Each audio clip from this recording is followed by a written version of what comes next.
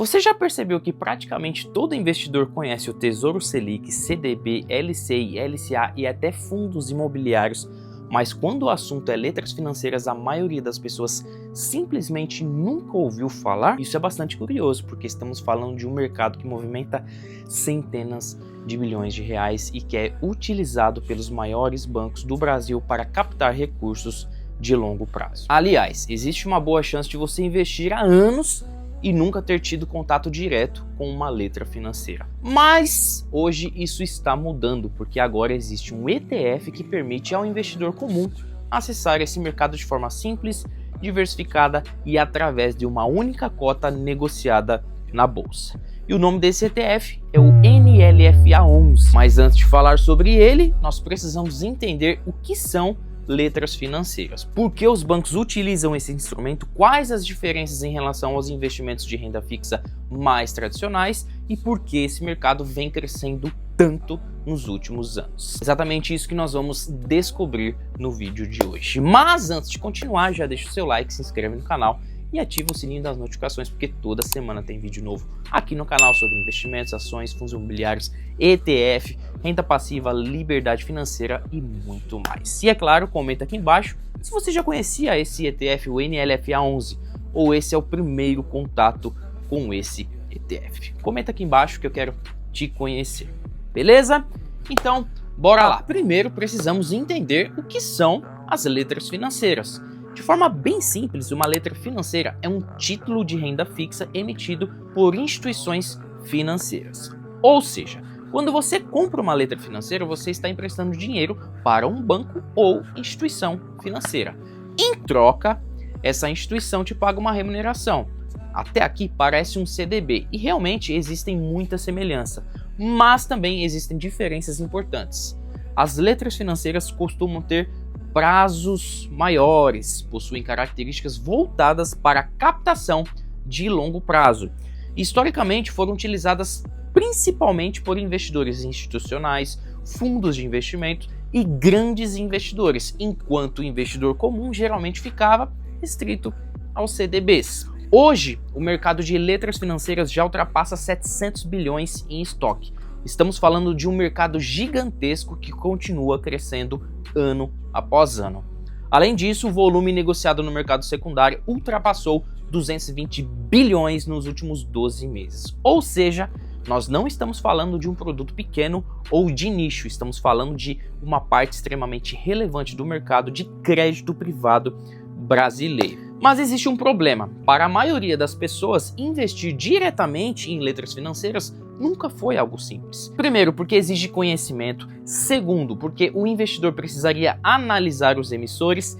Terceiro, porque seria necessário montar uma carteira diversificada. E quarto, porque nem sempre esses títulos estão disponíveis de forma acessível para o investidor comum. E é justamente aí que entra o NLFA11. O NLFA11 é um ETF de renda fixa negociado na Bolsa Brasileira.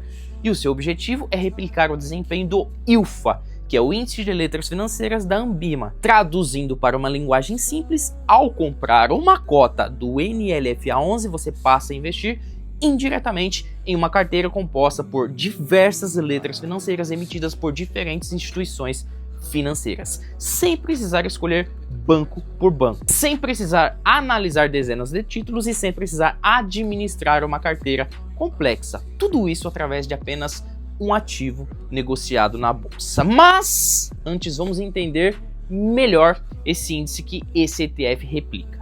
O ILFA foi criado para representar o desempenho do mercado de letras financeiras. Ele reúne letras financeiras seniores emitidas por instituições financeiras classificadas entre os segmentos S1, S2, S3 e o S4 do Sistema Financeiro Nacional. Mas o que isso significa?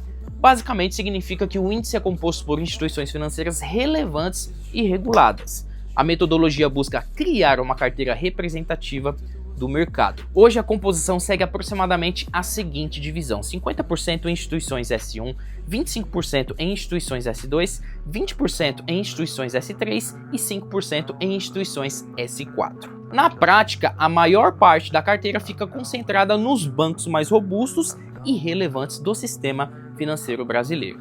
E isso nos leva a um dos principais pontos positivos do NLFA11, a diversificação. Quando você compra um CDB, normalmente está exposto a apenas uma instituição.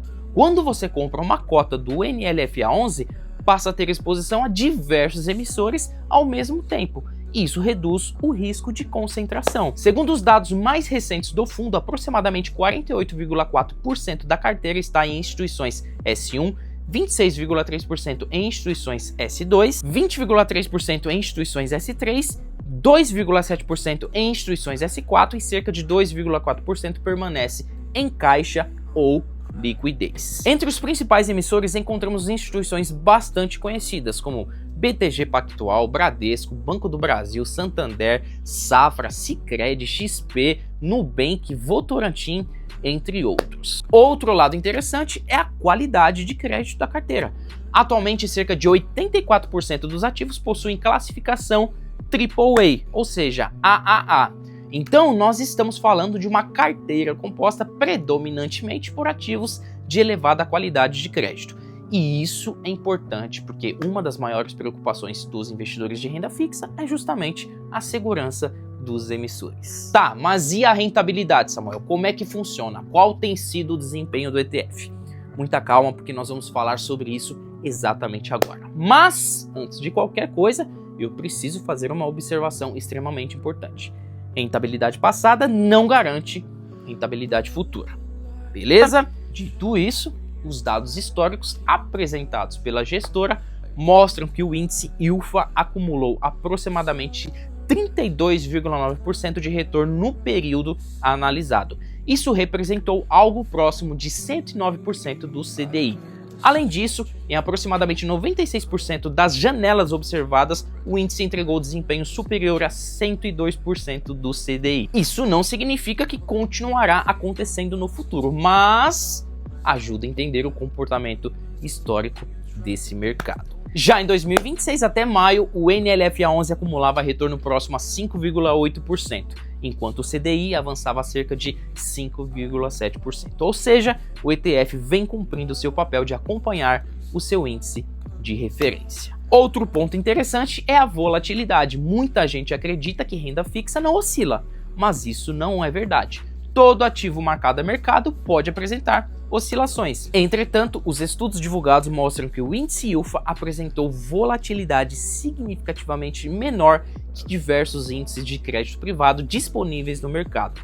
Isso sugere um comportamento historicamente mais estável. Agora, falando dos principais diferenciais do NLFA11, o primeiro deles é a diversificação. Você investe em dezenas de instituições financeiras através de um único ativo.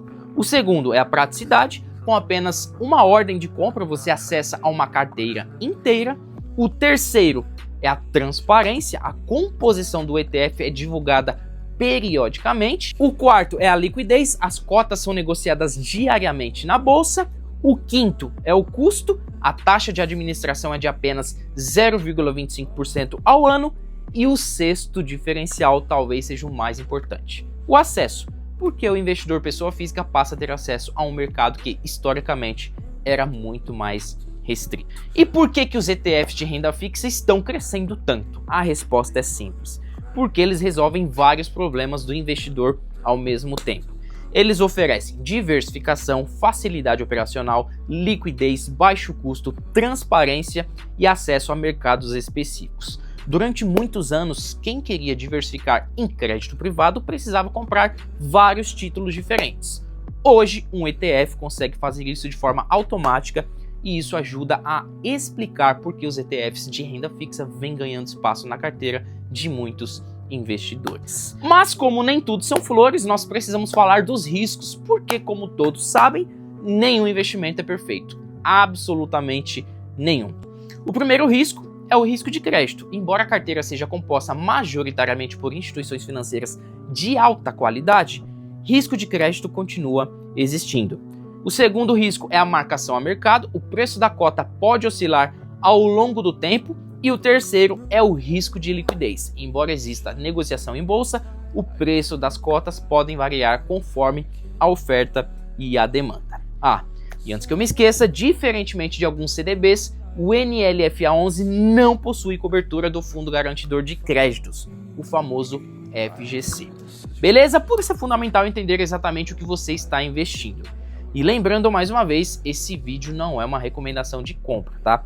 Eu não estou dizendo que você deva investir no NLFA11, muito menos que ele é melhor do que o Tesouro Selic, CDB ou qualquer outro investimento de renda fixa. O objetivo desse conteúdo é exclusivamente educacional.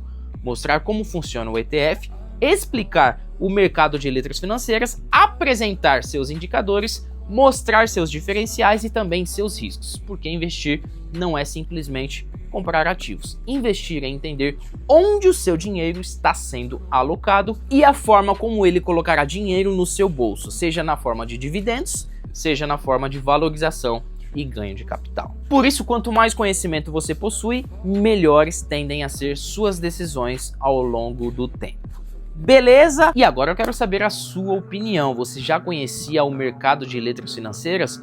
Você tem algum ETF de renda fixa na carteira ou prefere investimentos mais tradicionais como Tesouro Selic e CDBs, por exemplo? Comenta aqui embaixo porque eu quero muito saber a sua opinião. E se você gostou desse vídeo, se ele agregou valor para você, já deixa o seu like, se inscreve no canal e ativa o sininho das notificações, porque toda semana tem vídeo novo sobre investimentos, ações, fundos imobiliários, ETF, renda passiva, liberdade financeira e muito mais. Um grande abraço e até o próximo vídeo.